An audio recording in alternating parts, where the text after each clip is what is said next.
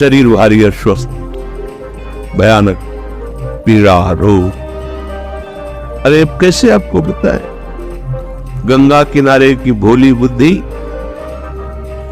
हमें पता नहीं क्या, बहुत दर्द हो रहा है, बहुत परेशानी। रोटी मांगने गए ब्रजवासी में, कहा बात बाबा उदास काहे को है? भैया पता नहीं पेट में क्या, कोई कहता कीड़ा है, कोई। अरे आप क्या सुनो, 250 रुपए का अल्ट्रासाउंड होता था, उसके लिए व्यवस्था नहीं थी। कई बार डॉक्टर को वो कहते थे आप करवाओ अल्ट्रासाउंड तो पता चले कहाँ क्या है। किसी के पास कोई संत ले गए कि संत को अल्ट्रासाउंड कराना है, तो ऐसे बात कर रहे थे जैसे किसी मुजरिम से बात किया। आप कागज दिखाइए, कागज तो नहीं, ऐसे हम नहीं दे सकते। आप कागज दिखाए, डॉक्टर से बनवा के ले। ये रहने दीजिए, आप रहने दीजिए। माई ने कहा मैं दवा बताऊं, मिट्टी का तेल पी बाबा, दूध मठा दही घी की तो कुछ बात होती तो सब। एक बोतल मिट्टी का तेल भर के दिया और कहा खाली पेट पी, सब ठीक हो जाएगा। मिट्टी का तेल, किडनी खराब, पता तो था लैला, और भीषण कष्ट। एक था बम, संयम से चलो, साधन में रहो। किसका? इसी माइक शरीर का, इसी अंतःकरण का, इसी स्वभाव का। ये बंधन है, मुझे पता नहीं चल पाया। बड़ी सूक्ष्म विषय, अगर उपासक हो तो हमारी बात समझोगे। साधन चल रहा है, भगवत मार्ग में चल रहा है, आश्रमों पे बैठ, पूर्वाभ्यास, सब साधन बिल्कुल ठीक। तो सुख किसका मिल रहा है? साधन का। भरोसा किसका है? जिससे साधन बन रहा है। किससे? शरीर से, अंतःकरण से, स्वभाव से। आश्रय किसका है? साधन। साधन से वो परम पद मिलेगा। तो उनमें बिल्कुल यही था, यही था। जितेंद्रिय ये से ऐसे। अब मारा तीर जो हमने आश्रय लिया था, जब पता चला किडनी फेल, क्या होता है, मर जाता है आदमी, बिल्कुल पता नहीं किडनी कौन सा अंग, हमें क्या पता, मर जाता। कब? कभी भी। अच्छा, अब लगा कि ये भी गया। जिसके भरोसे से साधन चल रहा, वो शरीर गया। अब मन शरीर के, अब इस समय पाठ, इस समय आचरण, इस समय याद, अभी ठिकाना जिसे परमानंद कहते हैं, वो केवल इनके त्याग से उत्पन्न होता है। ये बात नहीं समझ में आई थी। त्याग तो है ही है ना बाबा जी में, लेकिन आश्रय इसी शरीर के साधन से, इसी अंतःकरण के संकल्प विकल्प वृत्तियों से, इसी स्वभाव से उस परम पद की कहीं कोई बीच में नहीं है। और इसी पे बाण चल गया। अब उदय हो रही है जो जीवन की परम लाभ हो रही है। अब तो साधन नहीं बनेगा। कब शरीर छूट जाएगा पता नहीं, मन कहां कब फंस जाए कोई पता नहीं। मतलब पीड़ा हो रही, मन पीड़ा का चिंतन करे, अंदर से आर्त भाव जागृत है। हे प्रियाजू, आपका स्वभाव सुना। अब तो साधन नहीं, साधन का भी भरोसा छूटा।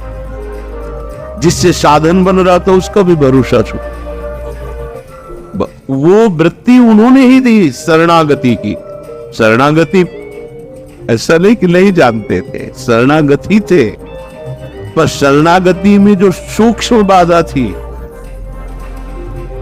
आचार्य वचनों से, दूरादपाश स्वजनन सुखमर्थ कोटिम, फिर सर्वेषु साधन वरेषु चिरम निराशा, ये समझ में नहीं आया था। परमानंद की प्राप्ति की आशा साधन से थी। सर्वेषु साधन वरेषु चिरम निराशा, ये नहीं कि कैसे साधन से निराश हो गए तो फिर हमारा परमार्थ क्या? ये बड़ी ऊंची बात है। सर्वेषु साधन वरेषु चिरम निराशा। जब साधन के यंत्र ही ठीक नहीं रह गए तो क्या साधन? लगा कि धाम का आश्रय, धाम का जो शरणागति, अभी कोई रंग नहीं चढ़ा, एकदम हृदय में आर्त भाव, वो बस राधा राधा। अब तो वो वृत्ति देने वाली छूट गया आश्रय, किसका? साधन और साधन के यंत्रों का। अब एक केवल भरोसा रहा साध्य का, एक भरोसा रहा बस आप और आपकी कृपा। अब निकलने लगे वचन कि मेरे साधन भी प्रियाजू, मेरे साध्य भी प्रियाजू। ये अब कभी नहीं सोच पाते, कभी नहीं समझ पाते, कभी नहीं हो पाता, ये कभी नहीं हो पाता। ये उन्हीं के विधान से हुआ, क्योंकि स्वभाव अपना, साधन अपना।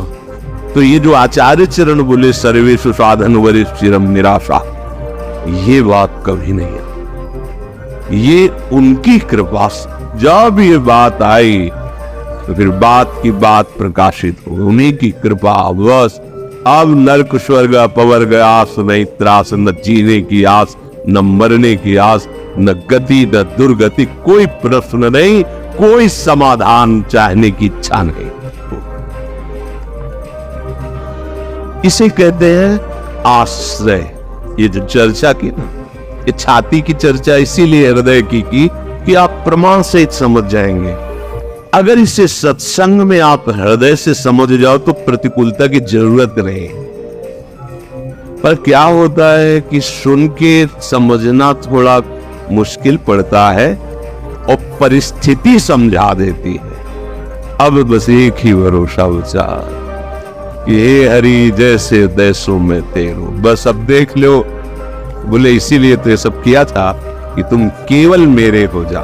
ये बात हमसे नहीं बनी, सच्ची कर, मतलब अब शब्द नहीं है, साधन साधन, बस सारी दृष्टि साधन पर, सारी दृष्टि साधन पर। साधन से साध्य मिलता है, सिद्धांत। ये बात समझ में नहीं आई थी कि साध्य ही साधन रूप से अवतरित होता है, साध्य ही दिव्य साधन रूप से।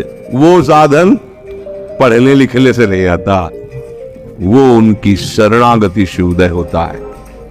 हम समझ रहे हम शरणागत तो बहुत समय से हैं, पर शरीर के शरण में थे, अंतःकरण के शरण में थे, स्वभाव के शरण में थे, जो माया रचित है। तभी तो भाई शरीर स्वस्थ रहेगा, धर्म बनेगा, साधना बनेगी।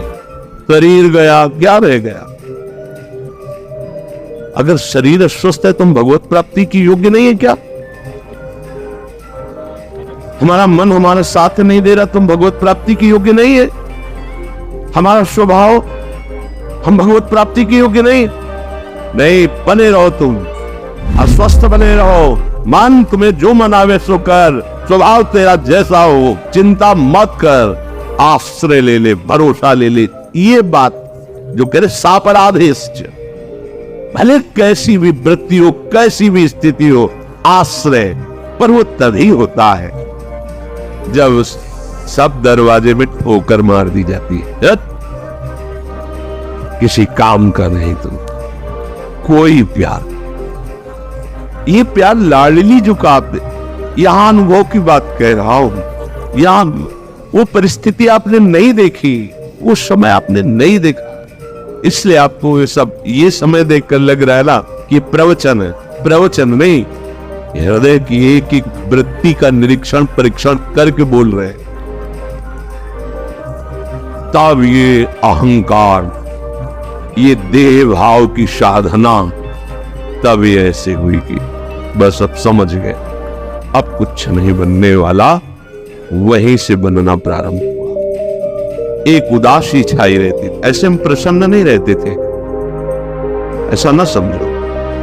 अंदर से एक उदासी, क्योंकि अपने को पता है ना, दूसरे मान रहे तो मानने से क्या होता है। अपने को पता है कि अभी वो नहीं, जिस दशा का वर्णन हो, वो एक उदास थे। पर ये वाणी और नाम ही जीवन था। गान कर रहे थे, सुधा ने देखा, एक महात्मा है, मैं फिर कभी नहीं देखा उनको। पात्र मार्जन कर रहे थे, उदास वृत्ति। अब किससे क्या, कोई था ही किससे बात। अब जैसे कोई आके समय नष्ट मत करो, हम मरने वाले हैं, सीधी बात रहती। आप जानते हैं हमारी किडनी खराब है, मरने वाले, हमसे बात मत करो। ऐसे बिल्कुल सीधे उदासीनता एकदम छा गई थी दिमाग। उनका महात्मा ऐसे विनोद में वैसे दृष्टि गई, श्वेत वस्त्र, गोरा वर्ण, पतला शरीर और 65-70 की बीच की अवस्था। उनमें से अरे बोले देखो ना हमारी तरफ, जी उदास क्यों हो, वो मरने वाले, हमारी किडनी खराब है। नहीं, हमारी बात सुनो, 80 वर्ष तक नहीं मरोगे। उन्होंने कहा आज ये मतलब हो सकता है 15-16 वर्ष, क्योंकि कुछ ही समय हुआ था रिपोर्ट निकली हुई, बस नहीं। डॉक्टर ने कहा कि हमारी बात समझो और देखो, उदास मत रहो। उदास नहीं, तुम जो गायन कर रहे हो ना, इसका चिंतन करो, उदासी खत्म हो जाएगी। गायन तो तुम कर रहे हो, चिंतन कर रहे हो किडनी का रोग का, इसीलिए तुम उदास हो। उदासी नहीं, बस इतना कह के चले गए। वो दिमाग में जैसे कोई भूतावेश हो जाए ना, ऐसे छा गया। तुम चिंतन किसका कर रहे हो और गा किसको रहे हो? अरे चिंतन और गाने में तो बड़ा अंतर है। गा तो रहे स्वामी जी को, चिंतन कर रहे हो शरीर और रोग का। हमारी बस नहीं थी कि हम छोड़ दे। प्रभु ही गुरुदेव रूप में, संत रूप में आकर निहाल कर